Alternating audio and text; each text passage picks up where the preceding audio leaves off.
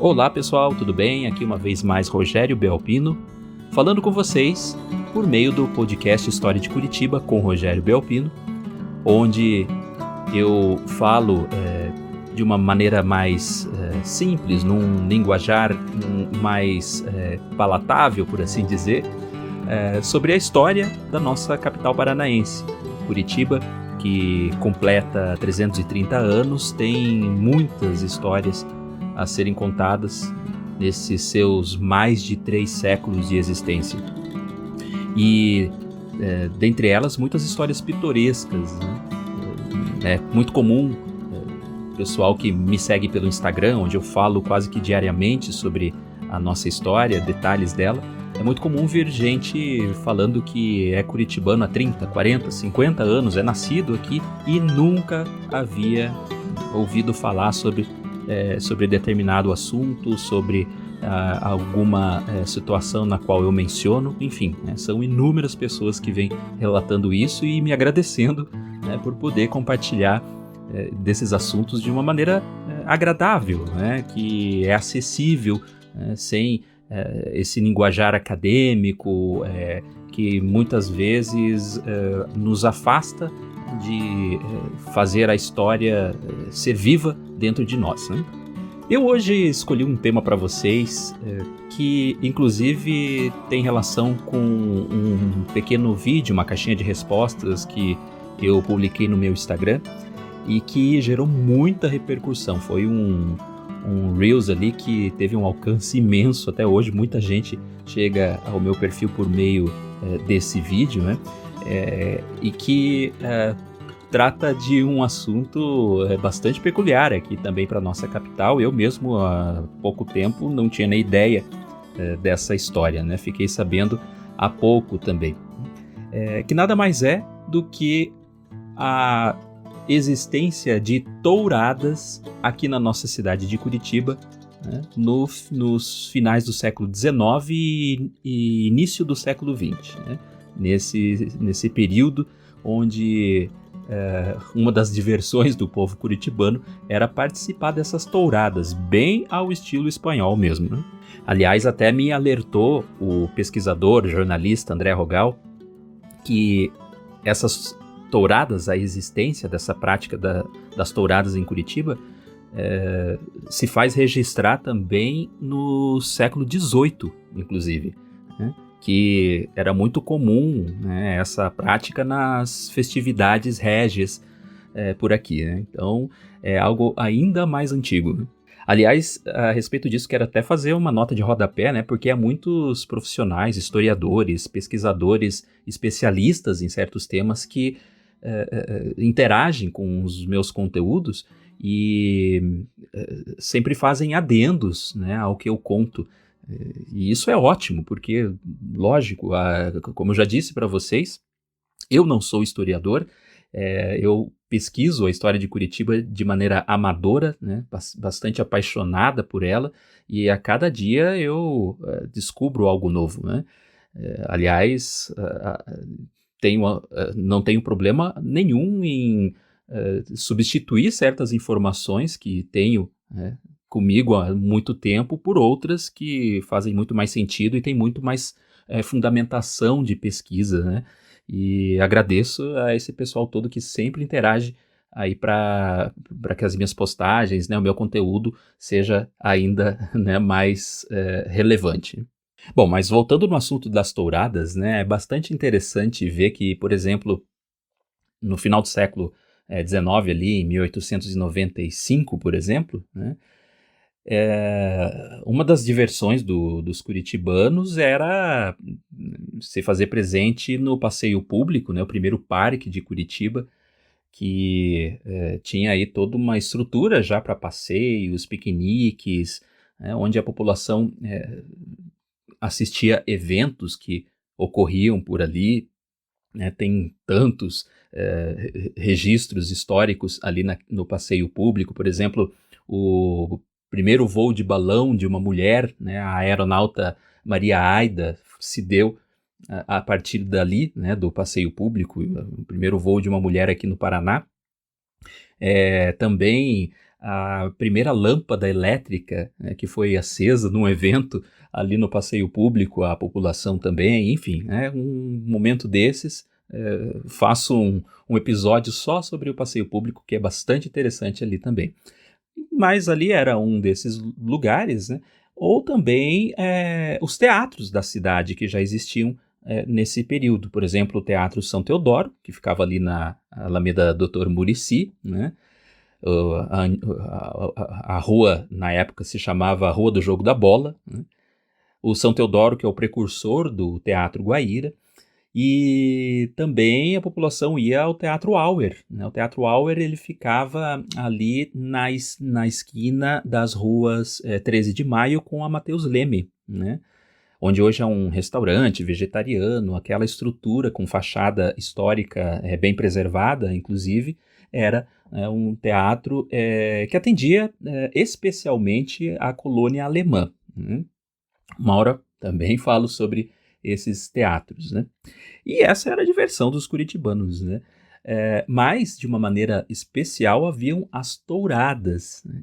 Touradas que aconteciam especialmente onde é hoje a Praça Santos Andrade, né? Que na época era chamada de Largo Teresa Cristina.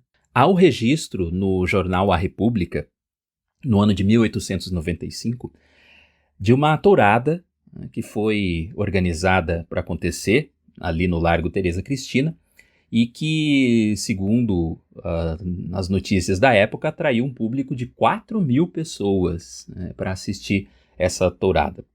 E outras atrações também estavam previstas para acontecer ali no evento, né? Então, uma parte dessa reportagem, dessa matéria do jornal A República, né, dizia o seguinte: grande parte da população desta capital assistiu anteontem à tarde uma cena ao mesmo tempo tétrica e compungente.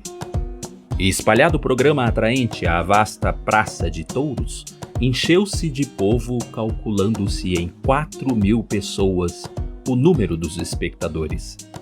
Jamais se viu tamanha afluência ao circo, o que era natural, pois, além da reclame sobre a qualidade dos touros e dos artistas da companhia tauromatica, ia tomar parte naquela função o célebre Hércules William, da esplêndida companhia japonesa que tem tido casas cheias no Teatro Auer.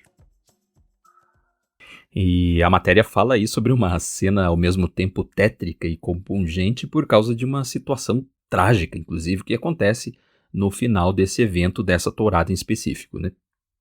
E vocês viram aí que ela menciona também outras companhias, como essa companhia japonesa, né, que se apresentava no Teatro Auer, enfim, né? Então não eram só as touradas que aconteciam, mas também outros eventos ali de maneira adjacente, né? Então o jornal A República, de 15 de dezembro deste ano, 1895, anunciava aí um variado programa, né? E nesse programa havia aí também a interessante prova de força de um homem, né, como eu mencionei ali, conhecido como Hércules, que deveria, segundo a matéria, sustentar um arranque de 4 cavalos bem nutridos, né, e ainda arrastar 20 homens dos mais forçosos. Então o homem era um touro também, né?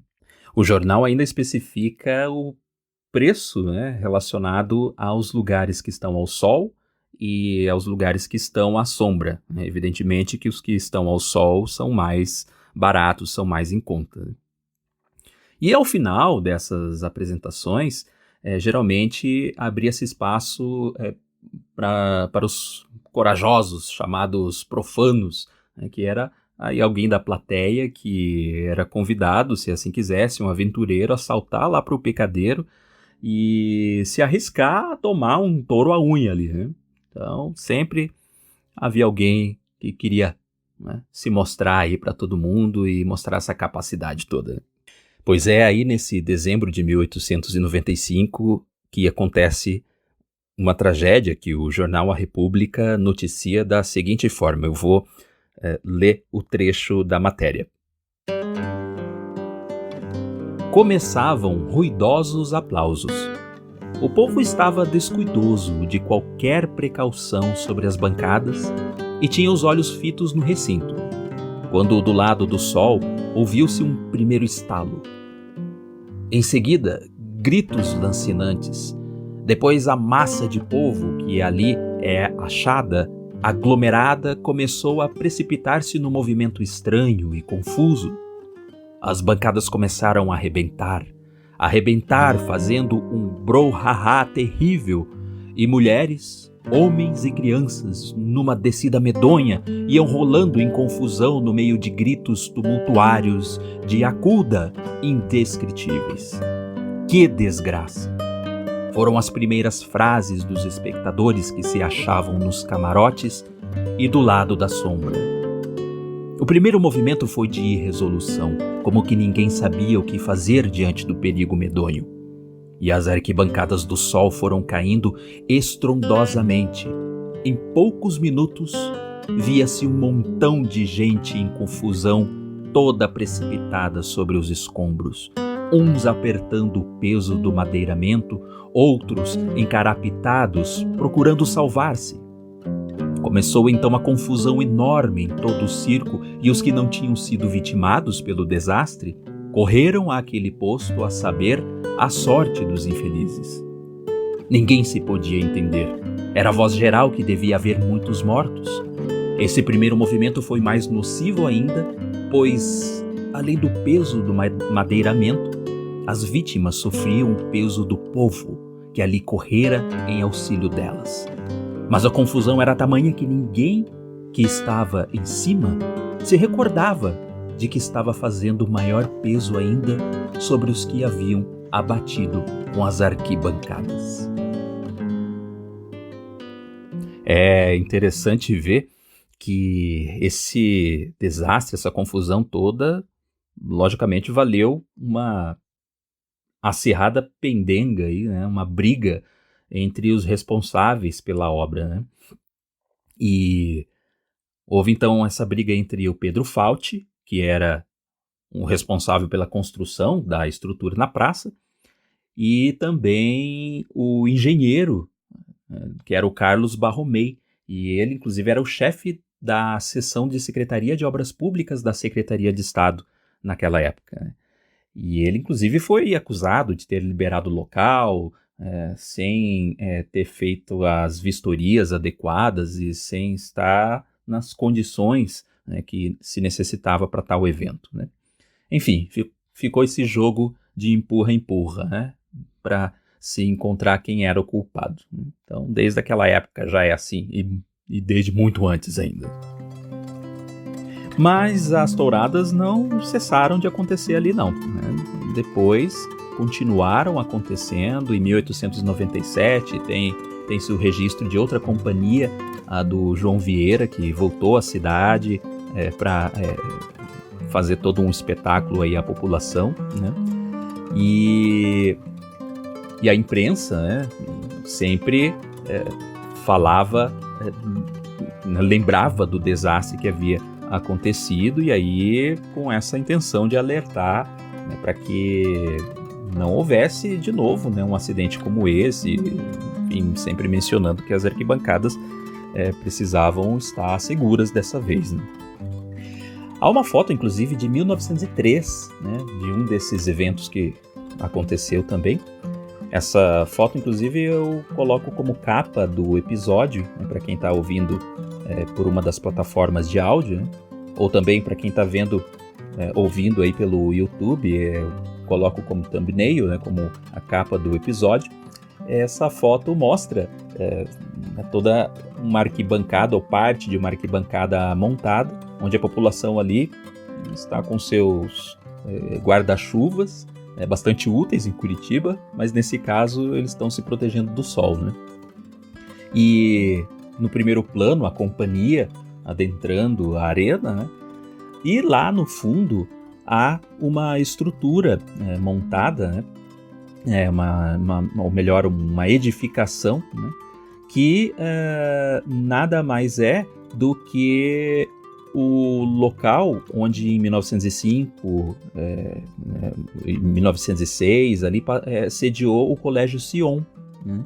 E que depois, em 1924, passou a sediar também o Colégio Santa Maria, né? Então, uma parte do Colégio Santa Maria que ficou instalado naquela estrutura ali.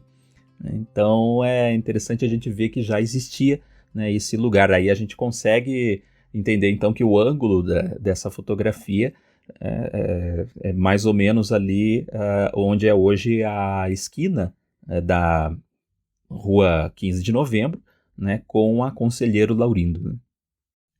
Enfim, essas informações eu recolho da pesquisa do Paulo Roberto Grani, né, que no seu perfil no Facebook faz um trabalho incrível aí a respeito da história da nossa cidade, de Curitiba, e também, né, do acervo digital da UFPR, que tem alguns desses trechos do jornal A República disponibilizados, né, no seu site, né?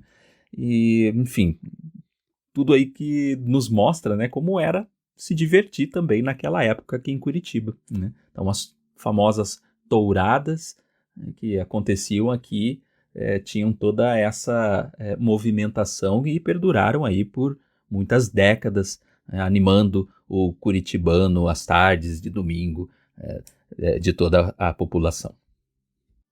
É isso, pessoal. Espero que tenham gostado, né? Então, repito, como em todo episódio, para quem está pelo YouTube, não se esqueça aí de se inscrever, de curtir também o vídeo, de recomendar.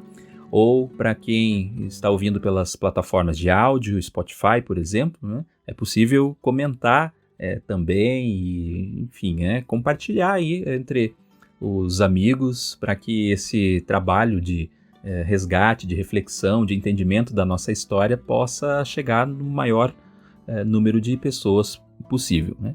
E também me sigam lá pelo Instagram, né? Há muito que eu coloco lá e sempre divulgando as visitas guiadas que eu faço pelo Centro Histórico de Curitiba. Estou já aí para lançar mais uma, fizemos 2 edições há pouco tempo e a procura está sendo imensa, né? Graças a Deus, né? Muita gente confiando nesse meu trabalho e querendo conhecer a cidade, né, de uma maneira mais próxima, né? Passa-se tanto por vários lugares, como aí a própria Praça Santos Andrade, e não se sabe, né, de nada o que aconteceu e o que acontece, inclusive, atualmente no local, né? É um trabalho de educação patrimonial que eu realizo e que tenho como objetivo esse de tornar a história viva entre nós. É isso, pessoal. Espero que tenham gostado e até o próximo episódio. Um grande abraço.